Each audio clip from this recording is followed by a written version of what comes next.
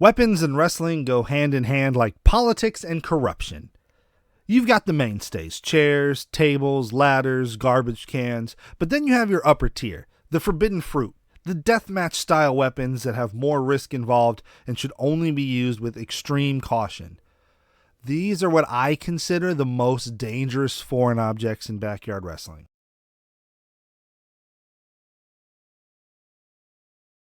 Look, we used light tubes a lot.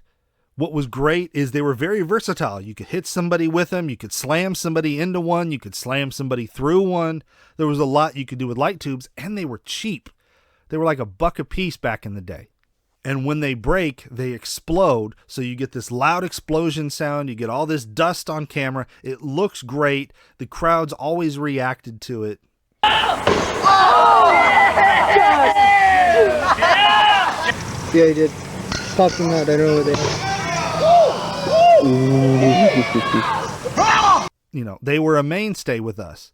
But when they're exploding, they're exploding away from you, usually. So as long as you don't get any in your eye and as long as you don't breathe in that dust, they really weren't that bad. Yeah, we'd get cut up from time to time, but in the grand scheme of things, they weren't that bad compared to some of the other things on this list.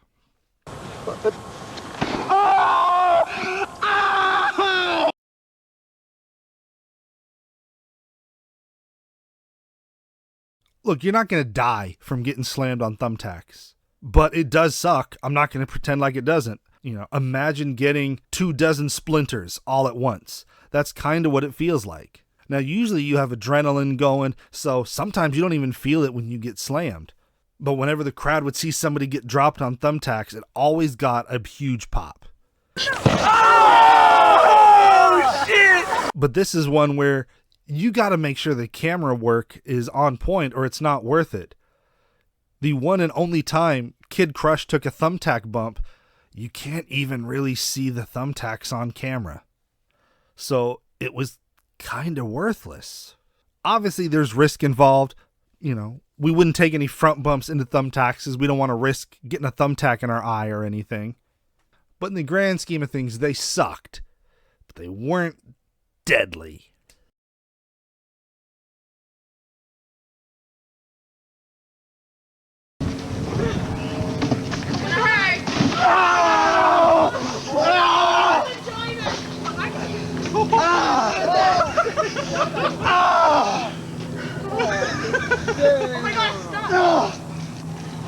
We used barbed wire exactly once. So if we look here, I'm taking post-finish the Heart of Asia. On this picnic table, there are thumbtacks and there's barbed wire right around there. But kind of like my comment about thumbtacks earlier, you can't really see the barbed wire. Part of that is the lighting. Part of that is the camera work. But an interesting thing happens. I get dropped on the barbed wire. And if you see, Poe is immediately selling his arm here. He's in pain. He's selling his arm. What happened is when I got dropped on this barbed wire, the barbed wire came up and whipped him in the arm. So he probably got this worse than me. You can see him holding his arm and struggling to get out of there because he just got whipped in the arm with barbed wire. And then as far as I go, I'm trying to sell the shit out of this, even though I didn't really feel it.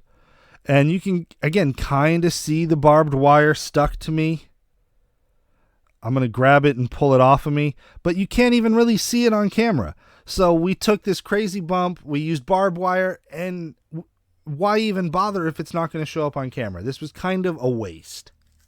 The people that were there loved it. The people that were there had a great reaction to it, but on camera, it just doesn't play because you can't see the thumbtacks, you can't see the barbed wire. And so we're taking these dangerous, risky bumps kind of for nothing.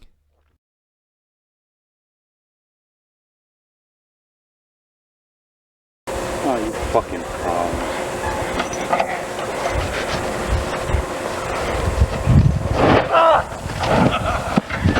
Y'all niggas got problems. I don't know. We used fire exactly once, and here's why. I was in the middle of a blood feud with the Grim, and this was kind of our blow-off match, but not really. At one point, I took a folding chair, which had an old t-shirt tied to it that we soaked in lighter fluid, and I lit it on fire, and we were going to do this flaming chair spot. And you can see it's not catching at first, and I'm worried that this spot's not going to work on camera. I talked the Grim into doing this spot, and God bless him, he's a fucking trooper. But as soon as I pick up this chair, the oxygen catches those flames. They go really fast and almost get out of control. And so I'm winding up here. He's going to make sure his back is as flat as possible so I can hit him with this chair as flat as possible. Wind up in the swing. And you can see as soon as I hit him, these flames go everywhere. They spread, well, kind of like wildfire. The flames actually come back and get me in the face. They burn off the front of my hair. So if you ever watch any of my backyard wrestling matches from after this and it looks like I have bangs, well, this is kind of why the front of my hair got burned off. And then after I hit him, look how out of control those flames are. Like, that's insane. Almost as insane as the fact that the Grim is on fire. Like, his polyester robe that he wrestled in was totally not flame retardant. It was super flammable. Guess how we found that out? And so he immediately stopped, drops, and rolls. But like, his friggin' arm is on fire right here. Like, that's crazy. Like, his arm is on fire. And so he stopped, drops, and rolls to get the flames out. And then I just kind of set the chair down. But we didn't have a plan for how we were going to put this chair out now that we're done with it. So we just kind of had to set it off to the side and let it burn itself out, because we clearly did not think this through. Now, as dumb as lighting someone on fire is, that's not even the stupidest part, because we didn't even have the sense to let that be the finish. We kept wrestling for like 5 minutes after that. You would think we would have the good sense to at least let lighting someone on fire be the end of the match, but nope, our stupidity knew no bounds. Stuff like this is where backyard wrestling gets its bad reputation from. We at least tried to limit it to one crazy stunt per show to get people interested to come and see us every week and see what we were going to do next, but we knew we had to pace ourselves, otherwise the bar would become so high we could never top it. As with everything, be smart, make good choices, and if you're going to do something crazy stupid like this, at least make it the goddamn finish. How do you feel? Everything. Go film now.